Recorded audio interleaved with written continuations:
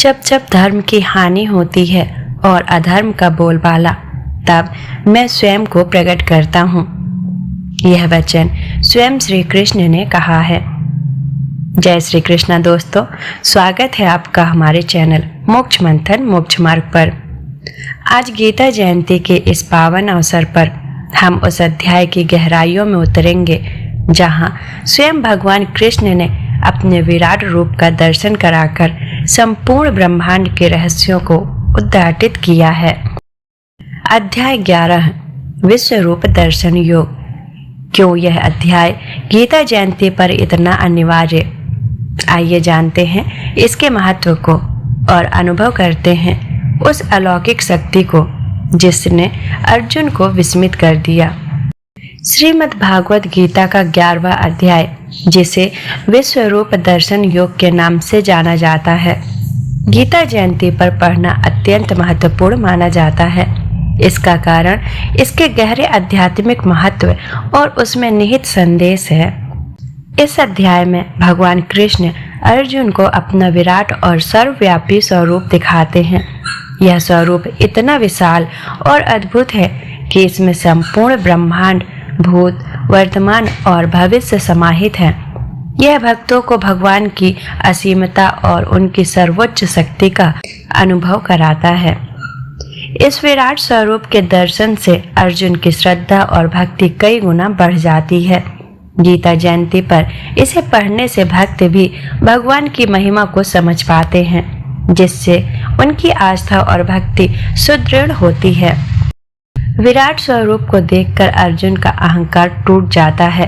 वह समझ जाता है कि वह केवल एक निमित्त मात्र है और सभी कार्य भगवान की इच्छा से ही हो रहे हैं।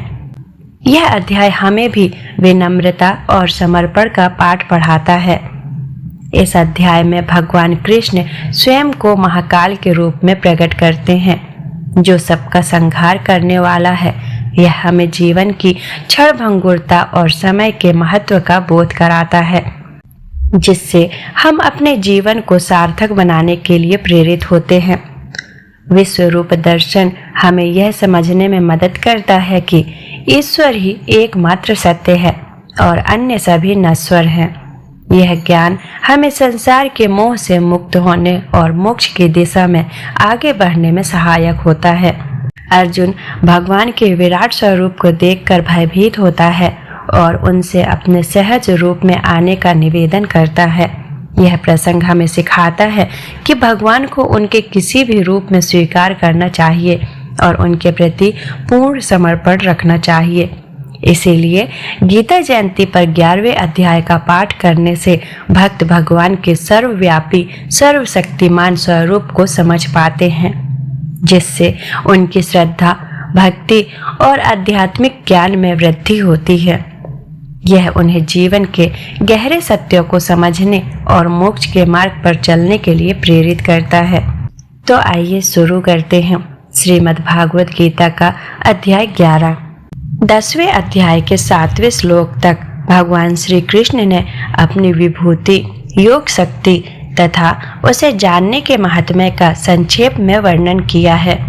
फिर 11वें श्लोक तक भक्ति योग तथा उसका फल बताया।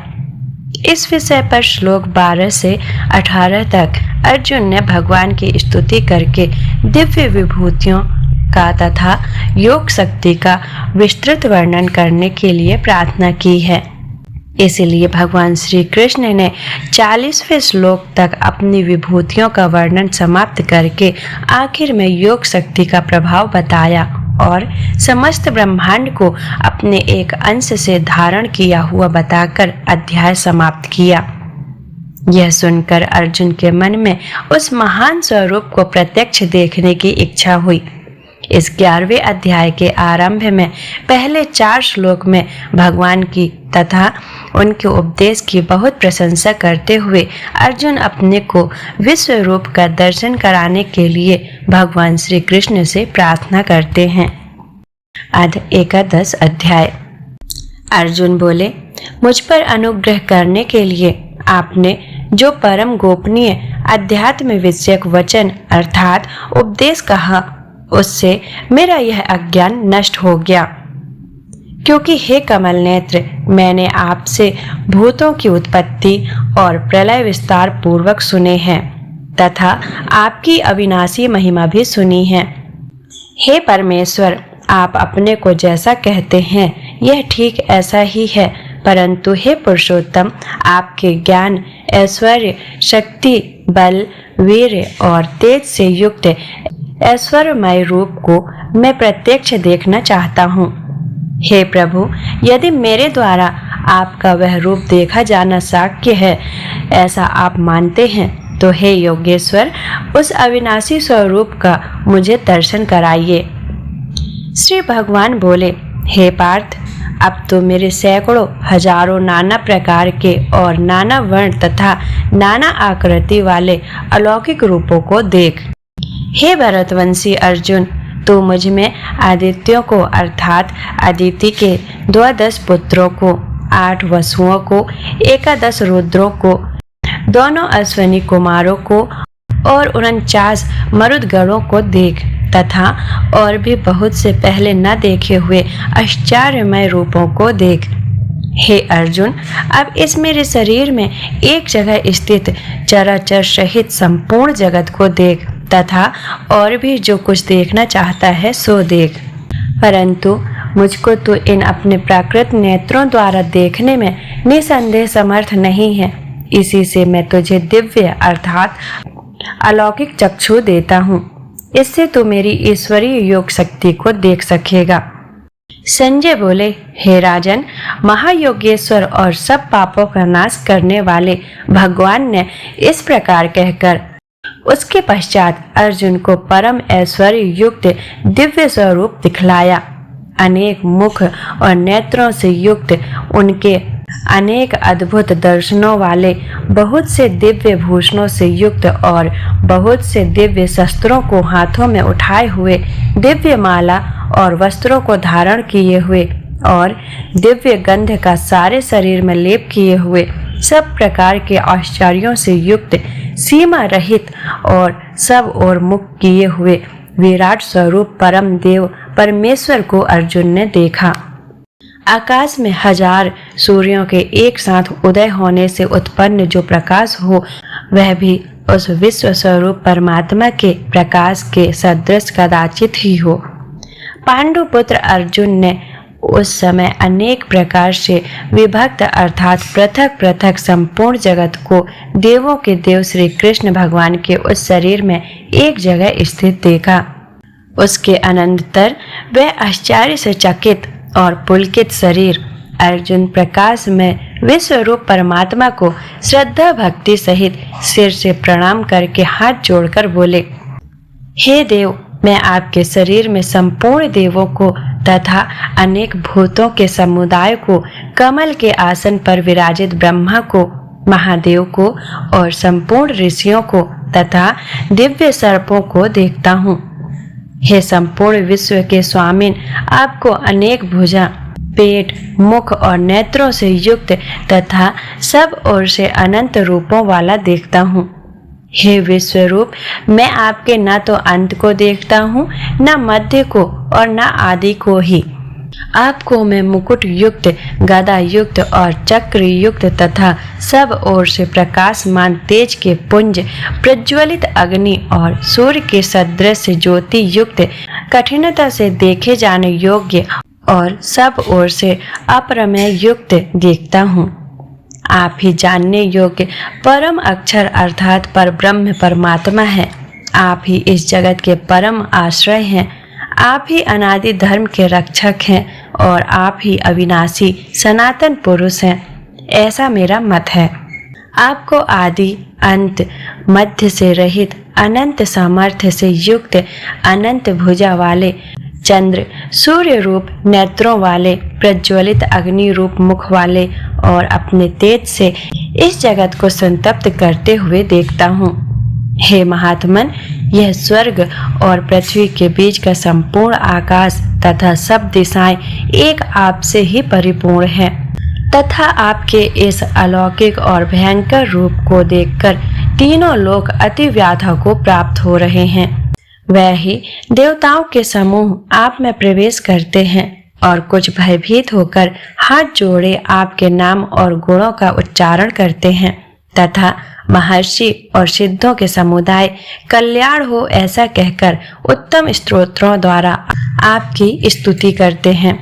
जो 11 रुद्र और 12 आदित्य तथा 8 वसु, साध्यगण, विश्वदेव, अश्वनी कुमार तथा मरुदगण और पितरों का समुदाय तथा गंधर्व, यक्ष, राक्षस और सिद्धों के समुदाय हैं, वह सब ही विस्मित होकर आपको देखते हैं।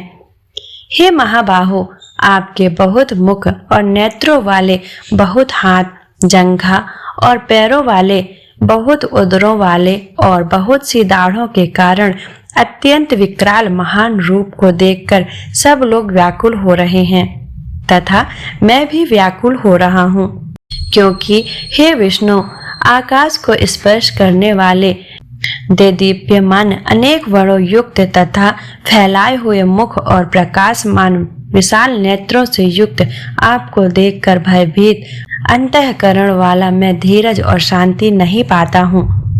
दाढ़ों के कारण विकराल और प्रलय काल की अग्नि के समान प्रज्वलित आपके मुखों को देखकर मैं दिशाओं को नहीं जानता हूँ और सुख भी नहीं पाता हूँ।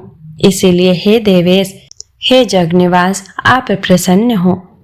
वे सभी धृतराष्ट्र के पुत्र राजाओं के समुदाय सहित आप में प्रवेश कर रहे हैं और भीष्म पितामह, द्रोणाचार्य तथा वह कर्ण और हमारे पक्ष के भी प्रधान योद्धाओं सहित सबके सब आपके दाढ़ों के कारण विकराल भयानक मुखों में बड़े वेग से दौड़ते हुए प्रवेश कर रहे हैं और कई एक चूर्ण हुए सिरों सहित आपके दांतों के बीच में लगे हुए दिख रहे हैं। जैसे नदियों के बहुत से जल के प्रवाह स्वाभाविक ही समुद्र के सम्मुख दौड़ते हैं, अर्थात समुद्र में प्रवेश करते हैं, वैसे ही वे नरलोक के वीर भी आपके प्रज्वलित मुखों में प्रवेश कर रहे हैं। जैसे पतंग मोहवश नष्ट होने के लिए प्रज्वलित अग्नि में अति वेग से दौड़ते हुए प्रवेश करते हैं, वैसे ही ये सब लोग भी अपने नाश के लिए आपके मुखों में अति वेग से दौड़ते हुए प्रवेश कर रहे हैं। आप उन संपूर्ण लोगों को प्रज्वलित मुखों द्वारा ग्रास करते हुए सब ओर से बार बार चाट रहे हैं। हे विष्णु, आपका उग्र प्रकाश संपूर्ण जगत को तेज के द्वारा परिपूर्ण करके तपा रहा है। मुझे बतलाइए कि आप उग्र रूप वाले कौन हैं? हे देवों में श्रेष्ठ, आपको नमस्कार हो। आप प्रसन्न होइए। हे आदि पुरुष, आपको मैं विशेष रूप से जानना चाहता हूँ, क्योंकि मैं आपकी प्रवृत्ति को नहीं जानता। श्री भगवान बोले, मैं लोगों का नाश करने वाला बढ़ा हुआ महाकाल हूँ। इस समय लोगों को नष्ट करने के लिए प्रवृत्त हुआ हूँ। इसीलिए जो प्रतिपक्षियों की सेना में स्थित योद्धा लोग हैं, वह सब तेरे बिना भी नहीं रहेंगे, अर्थात तेरे युद्ध न करने पर भी इन सब का नाश हो जाएगा। अतएव तू उठ, यश प्राप्त कर और शत्रुओं को जीतकर धन धान्य से संपन्न राज्य को भोग। यह सब सूरवीर पहले ही मेरे ही द्वारा मारे हुए हैं। हे सव्य सचिन, तू तो केवल निमित्त मात्र बन जा। द्रोणाचार्य और भीष्म पितामह तथा जयद्रथ और कर्ण तथा और भी बहुत से मेरे द्वारा मारे हुए सूरवीर योद्धाओं को तू मार। भय मत कर, निसंदेह तू युद्ध में वीरों को जीतेगा, इसीलिए युद्ध कर। संजय बोले, केशव भगवान के इस वचन को सुनकर मुकुटधारी अर्जुन हाथ जोड़कर कांपता हुआ नमस्कार करके फिर भी अत्यंत भयभीत होकर प्रणाम करके भगवान श्री कृष्ण के प्रति गदगद वाणी से बोले। अर्जुन बोले, हे अंतर्यामिन, यह योग ही है कि आपके नाम, गुण और प्रभाव के कीर्तन से जगत अति हर्षित हो रहा है और अनुराग को भी प्राप्त हो रहा है तथा भयभीत राक्षस लोग दिशाओं में भाग रहे हैं और सब सिद्ध गणों के समुदाय नमस्कार कर रहे हैं।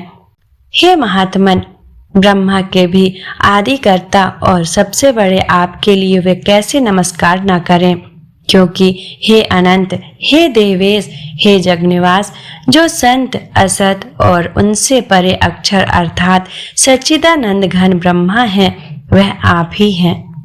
आप आदि देव और सनातन पुरुष हैं। आप इस जगत के परम आश्रय और जानने वाले तथा जानने योग्य और परम धाम है। हे अनंत रूप, आपसे यह जगत व्याप्त अर्थात परिपूर्ण है। आप वायु, यमराज, अग्नि, वरुण, चंद्रमा, प्रजा के स्वामी ब्रह्मा और ब्रह्मा के भी पिता हैं। आपके लिए हजारों बार नमस्कार नमस्कार हो। आपके लिए फिर भी बार बार नमस्कार है। हे अनंत समर्थ वाले, आपके लिए आगे से और पीछे से भी नमस्कार। हे सर्वात्मन, आपके लिए सब ओर से नमस्कार हो, क्योंकि अनंत पराक्रमशाली आप समस्त संसार को व्याप्त किए हुए हैं। इससे आप ही सर्व रूप हैं। आपके इस प्रभाव को न जानते हुए आप मेरे सखा हैं, ऐसा मानकर प्रेम से अथवा प्रमाद से भी मैंने हे कृष्ण, हे यादव, हे सखे, इस प्रकार जो कुछ बिना सोचे समझे आहट किया है। और हे अच्युत, आप जो मेरे द्वारा विनोद के लिए विहार, शैया, आसन और भोजन आदि में अकेले अथवा उन सखाओं के सामने भी अपमानित किए गए हैं, वह सब अपराध अप्रमेय स्वरूप अर्थात अचिंतन्य प्रभाव वाले आपसे मैं क्षमा करवाता हूँ। आप इस चराचर जगत के पिता और सबसे बड़े गुरु तथा अति पूजनीय हैं। हे अनुपम प्रभाव वाले, तीनों लोकों में आपके समान भी दूसरा कोई नहीं है, फिर अधिक तो कैसा हो सकता है। अतएव हे प्रभु, मैं शरीर को भली भांति चरणों में निवेदित कर प्रणाम करके स्तुति करने योग्य आप ईश्वर को प्रसन्न होने के लिए प्रार्थना करता हूँ। हे देव, पिता जैसे पुत्र के, सखा जैसे सखा के और पति जैसे प्रियतमा पत्नी के अपराध सहन करते हैं, वैसे ही आप भी मेरे अपराध सहन करने योग्य हैं। मैं पहले न देखे हुए आपके इस आश्चर्यमय रूप को देखकर हर्षित हो रहा हूँ और मेरा मन भय से अति व्याकुल भी हो रहा है। इसीलिए आप उस अपने चतुर्भुज विष्णु रूप को ही मुझे दिखलाइए। हे देवेश, हे जगन्निवास, प्रसन्न होइए। मैं वैसे ही आपको मुकुट धारण किए हुए तथा गदा और चक्र हाथ में लिए हुए देखना चाहता हूँ। इसीलिए हे विश्व स्वरूप, हे सहस्त्र बाहु, आप उसी चतुर्भुज रूप से प्रकट होइए। श्री भगवान बोले, हे अर्जुन, अनुग्रह पूर्वक मैंने अपनी योग शक्ति के प्रभाव से यह मेरा परम तेजोमय, सबका आदि और सीमा रहित विराट रूप तुझको दिखलाया है, जिसे तेरे अतिरिक्त दूसरे किसी ने नहीं देखा था। हे अर्जुन, मनुष्य लोक में इस प्रकार विश्व रूप वाला मैं न वेद और यज्ञों के अध्ययन से, न दान से, न क्रियाओं से और न उग्र तपों से ही तेरे अतिरिक्त दूसरे के द्वारा देखा जा सकता हूँ। मेरे इस प्रकार के इस विकराल रूप को देखकर तुझको व्याकुलता नहीं होनी चाहिए और मूढ़ भाव भी नहीं होना चाहिए। तू भय रहित और प्रीति युक्त मन वाला होकर उसे मेरे शंख, चक्र, गदा, पद्म युक्त चतुर्भुज रूप को फिर से देख। संजय बोले, वासुदेव भगवान ने अर्जुन के प्रति इस प्रकार कहकर फिर वैसे ही अपने चतुर्भुज रूप को दिखलाया और फिर महात्मा श्री कृष्ण ने सौम्य मूर्ति होकर इस भयभीत अर्जुन को धीरज बंधाया। अर्जुन बोले, हे जनार्दन, आपके इस अति शांत मनुष्य रूप को देखकर अब मैं स्थिर चित हो गया हूँ और अपनी स्वाभाविक स्थिति को प्राप्त हो गया हूँ। श्री भगवान बोले, मेरा जो चतुर्भुज रूप तुमने देखा है, यह सुदुर्दर्श है, अर्थात इसके दर्शन बड़े ही दुर्लभ हैं। देवता भी सदा इस रूप के दर्शन की आकांक्षा रखते हैं। जिस प्रकार तुमने मुझे देखा है, इस प्रकार चतुर्भुज रूप वाला मैं न तो वेदों से, न तप से, न दान से और न यज्ञ से ही देखा जा सकता हूँ। परंतु हे परंतप अर्जुन, अनन्य भक्ति के द्वारा इस प्रकार चतुर्भुज रूप वाला मैं प्रत्यक्ष देखने के लिए, तत्व से जानने के लिए तथा प्रवेश करने के लिए अर्थात एक ही भाव से प्राप्त होने के लिए भी साक्ष्य हूँ।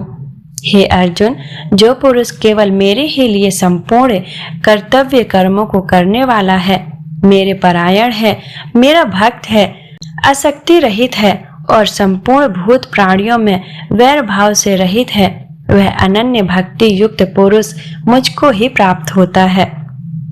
इस प्रकार उपनिषद, ब्रह्म विद्या तथा योग शास्त्र रूप श्रीमद् भागवत गीता के श्री कृष्ण अर्जुन संवाद में विश्व रूप दर्शन योग नामक 11वां अध्याय संपूर्ण हुआ।